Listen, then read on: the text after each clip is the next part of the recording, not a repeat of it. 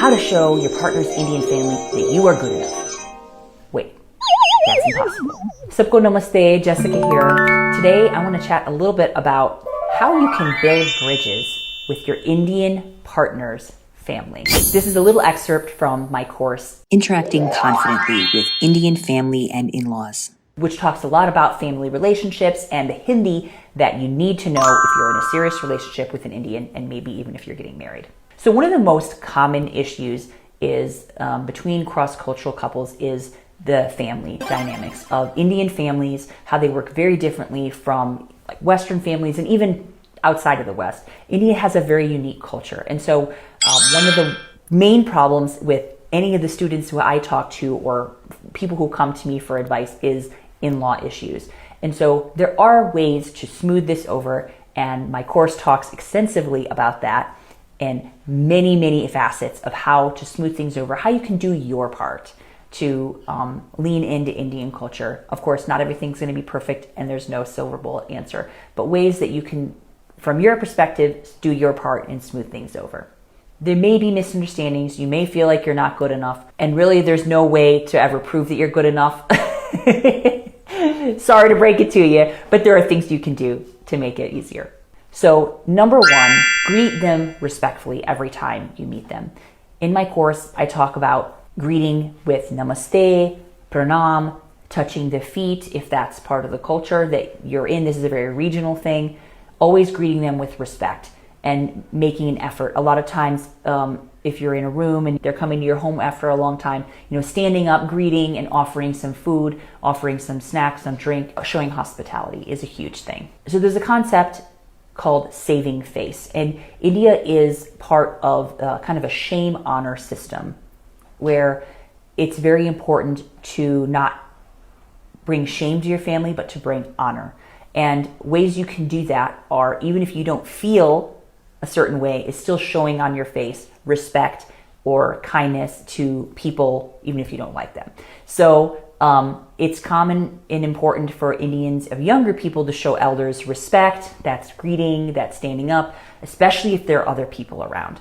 So even if you hate that person's guts, greeting them with respect, saying namaste, it will go a really long way. In my course, I give many examples of greetings, of how to go about doing that and how to say those things in Hindi. Number two, finding common ground. Food is in and of itself a love language in India, and talking about food, serving people food, making food, showing love with food is a huge deal in India and in Indian culture globally. If someone comes to your house and you don't feed them or serve them something, you've done a bad job. You showed them that you don't want them to come, that you don't care that they're there. Indians are the biggest foodies ever. So learn to make a new dish, eat dishes that people have prepared for you with a smile. So that works the other way too. Anytime that somebody will prepare something for you, make sure you at least try to eat it, unless you have like an allergy or some issue. But trying to eat the food, eating some of it, showing that you enjoy the food is really important. A few things you can say are "Khana acha hai" or "Chai achi hai," complimenting the food and showing that you really enjoy it. Or asking for the recipe is another one. "Aapne kaise banaya?" How did you make it? "Aapne kaise banaya?" So always asking, how did you make something, so that you show interest and people get more excited. So common ground. And number three is kind of opposite one from Western culture, but a lot of times it's just letting the older people talk. A lot of elder people in India feel that they're the ones that need to talk and everyone else should listen. In these formal kind of settings, that actually works pretty well. You don't necessarily need to come up with a bunch of conversation points or ask them a bunch of questions, but a lot of times people will want to ask you questions, and so answering those are good, but then also allowing them to tell stories, to talk and listen to them speak, it shows a lot of respect and kindness to that person.